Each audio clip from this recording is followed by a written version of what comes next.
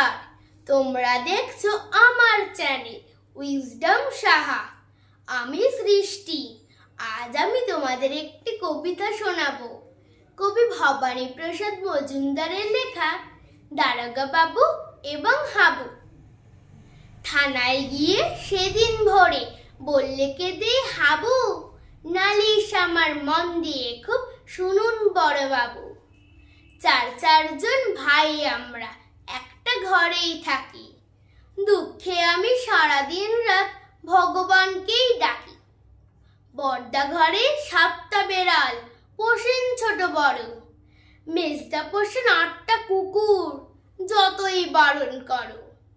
শেষদা পাগল 10টা ছাগল রাখেন ঘরেই বেঁধে, গন্ধে তাদের প্রাণ যায় যায় মরছি কেঁদে কেঁদে।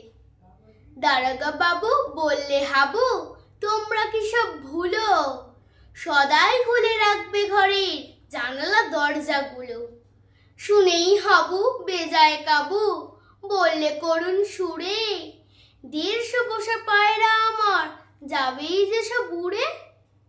নমস্কার।